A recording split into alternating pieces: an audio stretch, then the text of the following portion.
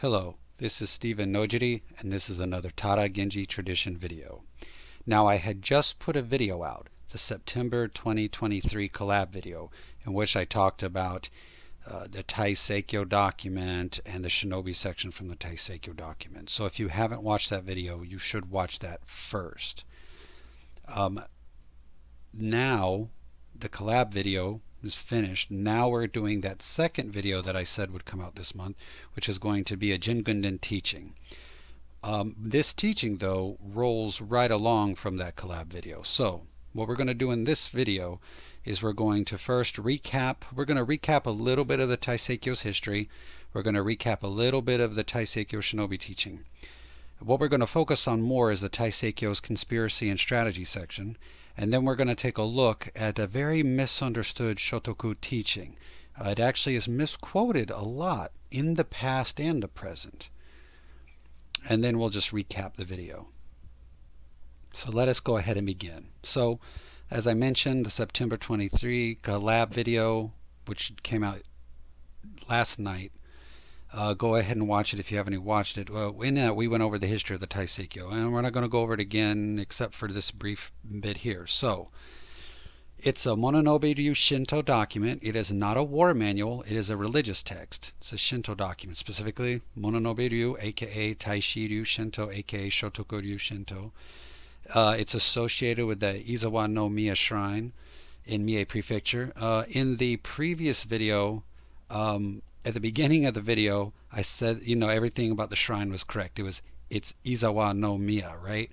But then later on in the video, I had produced that video actually kind of late at night, and the spelling got mixed up, etc., etc. So I take this opportunity just to remind the viewer that the correct spelling is what you see on your screen. Izawa Shrine, or Izawa no Miya. No Miya just refers to it being a shrine. So you can call it the Izawa Shrine, but if you're saying it just in Japanese, Izawa no Miya. So it's in Mie Prefecture. You can Google it if you want to. So that's the shrine that this Taiseikyo is related to, Mononobe-ryu Shinto, etc., etc. The document was labeled Gisho due to a political issue involving the Ise let's Shrine. do that quick Again, the details of the are in Shinobi the September material. 23 So in this there's a lot of history and teachings in the Taiseikyo. The first half of it, it's a the key first half of the document for Taiseikyo is Mononobe history, Shinto, which and is the again second Taishi, half is a Shotoku collection of Shinto, teachings: etc. astrology, yin There we yang, go. government, All medicine, philosophy, etc., etc., etc.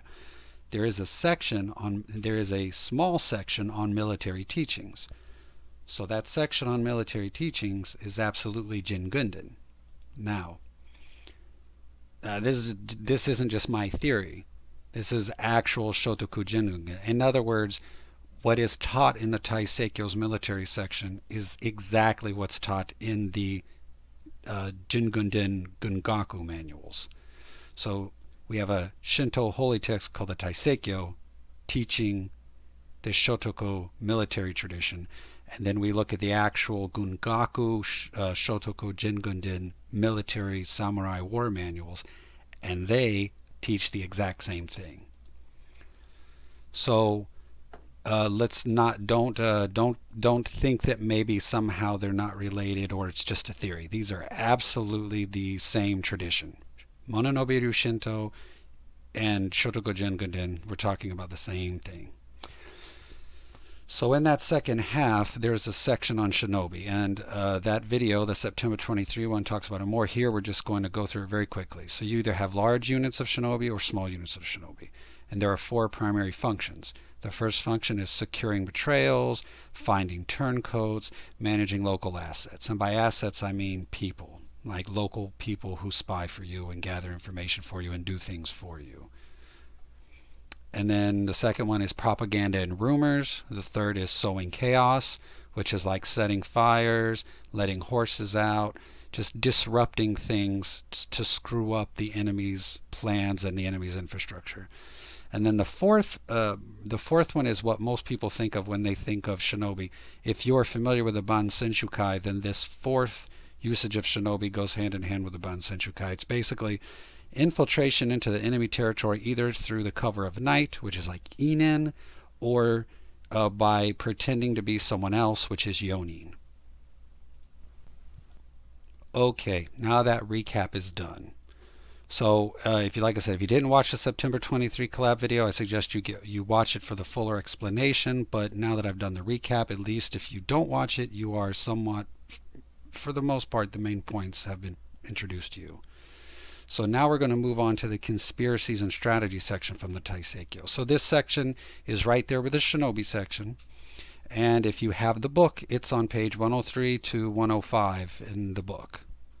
All right, so the 5 types of strategy and conspiracy. So it is, you have the type called the actual, and then you have the hollow, you have the concurrent, you have the instant, and you have the contract or the promise or the oath.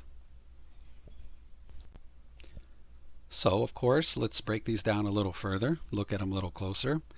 That which is called the actual, this is the standard way of strategy and conspiracy. So these are, there's nothing, these are these sort of just standard, right?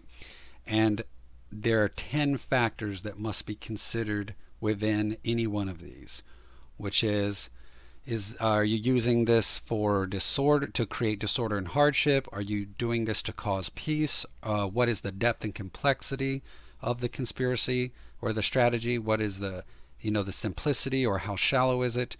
Are you doing this for investigation purposes? Are you doing this for what's called reduction by half, which just means, are you doing this to reduce the enemy's resources?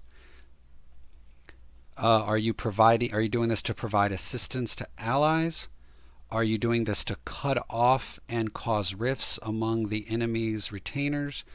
Is the entire conspiracy actually just meant to set up a situation that will then lead to another result? So in other words, you do a whole bunch of stuff to cause A to happen, but because A happens, then B will then take place. So you really want B to happen, but you can't get B until you get A. So is this conspiracy designed to create A so that then B can happen? And then finally, is this strategy or conspiracy simply designed to destroy, shatter, break the enemy? The next one is hollow. And hollow means empty and false. In the Taiseikyo, it specifically references a Jingunden teaching called the male and female armies.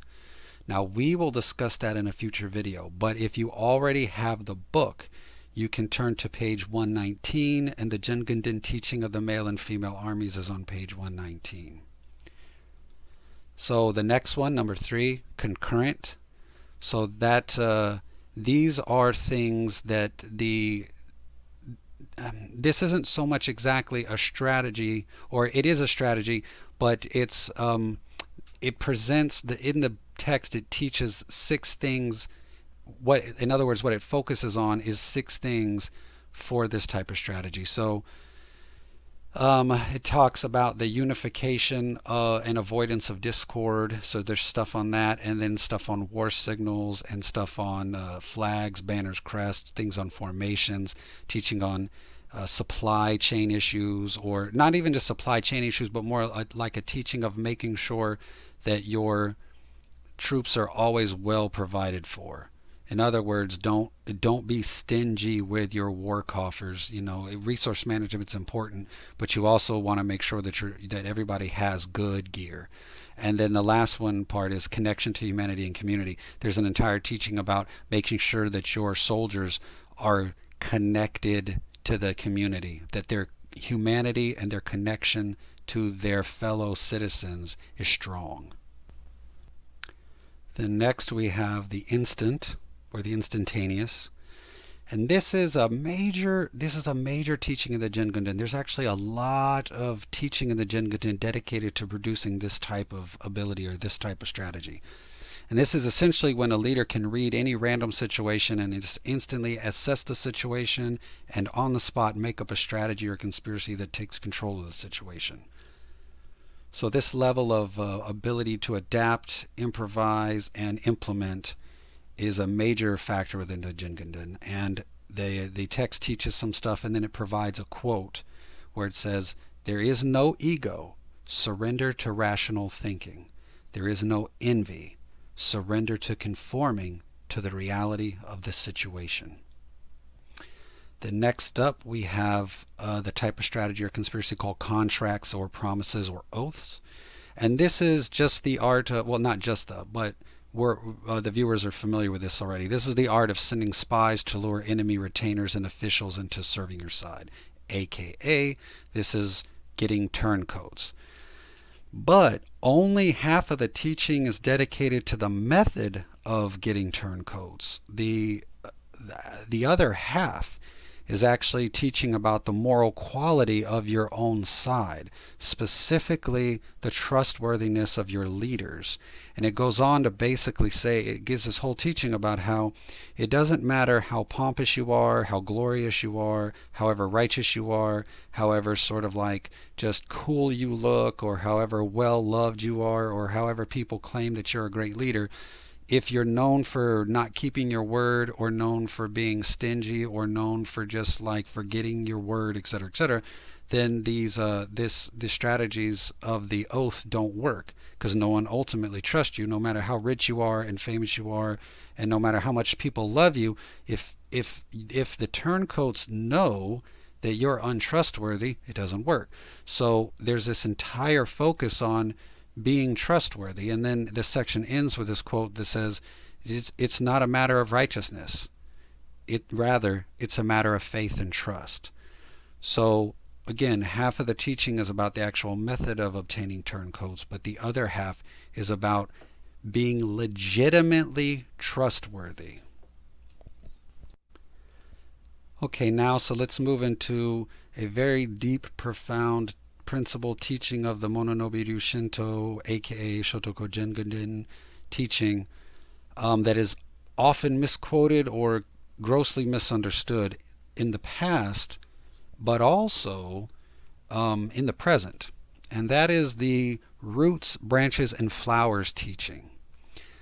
Now, this teaching, like I said, it's found in many Mononobe-ryu text, Mononobe-ryu Shinto text, aka Shotoko-ryu text, but it's also part of Taiseikyo. It's got a whole little chapter for it, but it's a major backbone of the Buddhist nature of the Jingunden.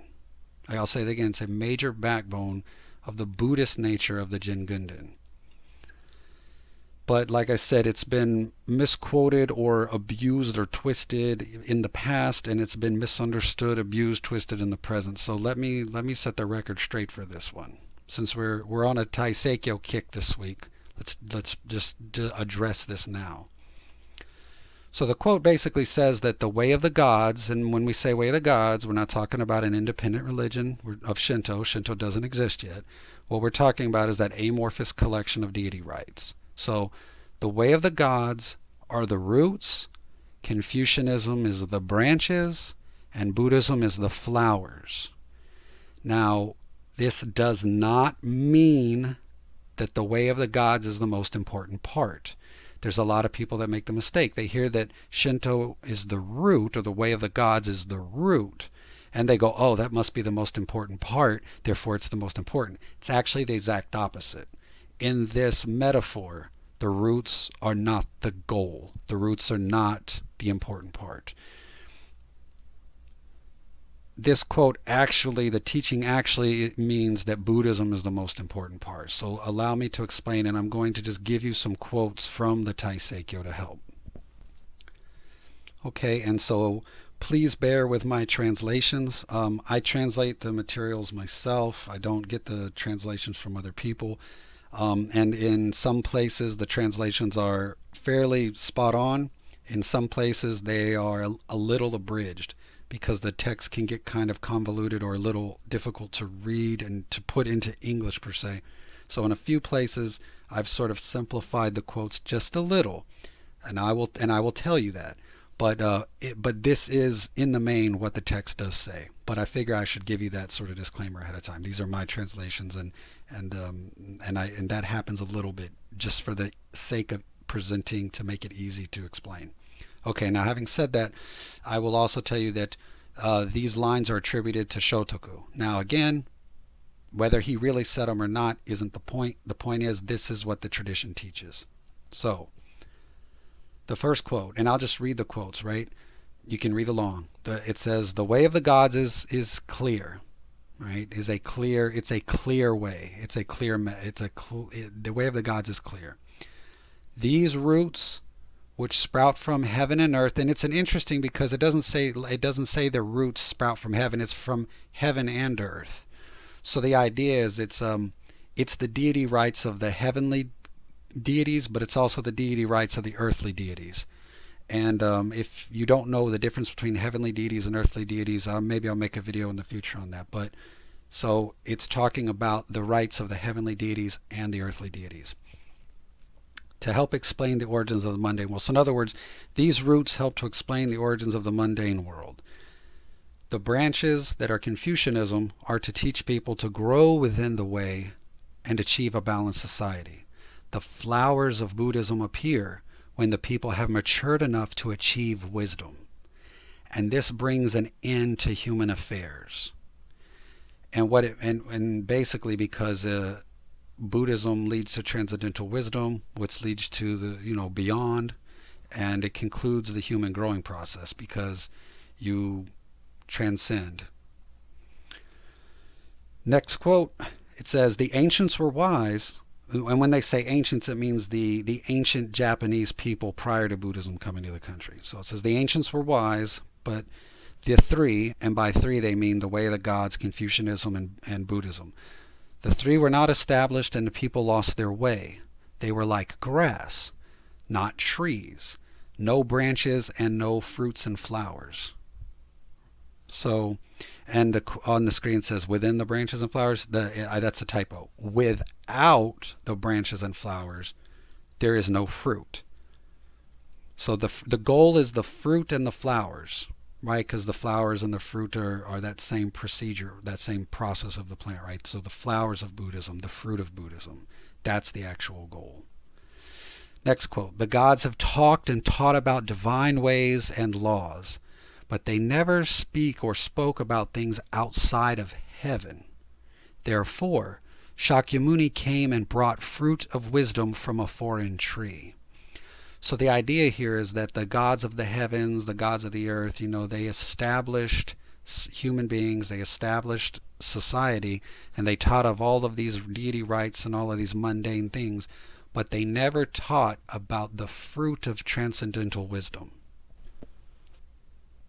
Next quote, "Thus the gods are the foundation of our country, having prepared this land to one day receive the ability to root wisdom fruit that can grow into transcendental wisdom. Thus, everything from our history, such as gods and holy relics of emperors, they are the root of this process as it begins. But without Buddhist law, there will be no tree, no flowers, no fruit, ultimately no wisdom. The Buddhist law ultimately brings everything to its conclusion. It governs both heaven and the upper realms. It governs into the outer and inner heavens." Now I'll tell you now, this part is this is abridged. The actual quote is more complicated because it talks about like different layers of heaven, and it talks about this whole sort of this thing with inner heaven and outer heaven. It becomes very sort of Taoist at this point, so I've streamlined the quote a little. But basically it's saying that Buddhist law covers everything. This is the profound point. To doubt this is to doubt this, or to not believe this, is to fall into doubt, to fall into hesitation, and that doubt and hesitation leads to a distorted mind or distorted thinking, and that distorted thinking opens the pathway to evil. Next quote, "All three," which is way of the gods, Confucianism, Buddhism, "all three, however, are needed for the state." Remember, the state is a mundane thing. "Buddhism by itself is good for monks and such, but without Confucianism or the method of the gods, the Dharma doesn't concern itself with mundane matters, and the country cannot be run without those, or cannot be run without the focus on mundane matters." So what this quote is saying is that you have to bring balance to the mundane world with Shinto and Confucianism, because Buddhism is solely concerned with transcendental wisdom. So you need Buddhism to transcend. But in order to have a stable society, to have the conditions for Buddhism to be practiced by people, you must then have a stable society. So that you need a good mundane foundation in order for transcendental wisdom. So henceforth, you need the way of the gods and you need Confucianism to create a balanced society so that you can then practice Buddhism so that you can then transcend. So in picture form, you'll see there's a tree growing. So down at the roots, underneath the ground, there's the roots. That is Shinto, or the way of the gods, the collection of deity rites. And that is needed to prepare the people by balancing their mundane existence. So mundane worldly affairs, rice festivals, crop festivals, births, deaths, marriages, things like that, ghost and just everything that the sort of deity rites cover, the mundane world, right? And then once that's in harmony and balanced, you then need something to control society, something to govern society, a framework of which to have government and societal harmony. And that's where Confucianism comes in. So Shinto is the way to sort of live with nature, and Confucianism is the way for man to live with man, or for mankind to live among itself, right? So Shinto is for nature, Confucianism is for human beings living together in an ordered, peaceful society. It provides for the people and keeps the circumstances of people living together balanced. So once you have that, once you have balance with nature and once you have balance among people, then you can have the actual goal appear. That's the fruit of the tree, the flowers and the fruit. And that is Buddhism. And Buddhism then is what allows people to achieve transcendental wisdom and then move beyond the world. So the procedure is how to first make a solid foundation that you can then use as a springboard into the great beyond.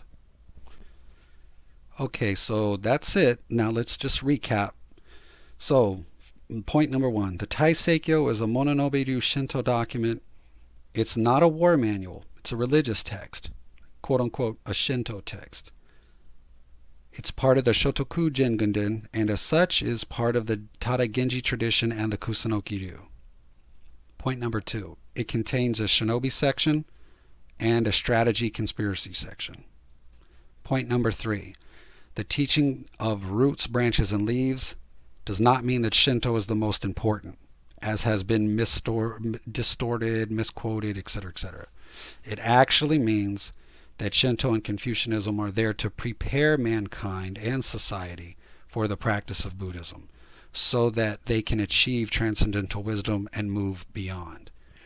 So when Mononobe-ryu Shinto teaches that these are the 3 laws which bring an end to mankind, it's not some kind of bad thing, right?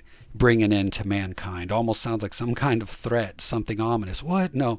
But what it actually means is human society evolving to the next step, right? In other words, it's when human society is a stepping stone for all of the beings to achieve enlightenment. Once all the humans become enlightened, right, then there's no need for human society. So that's what that means when it says these 3 laws bring an end to mankind. It just means that when these 3 are in place, people get enlightened, and eventually there's no need for society, there's no need for mankind, etc., etc. All right, that's it.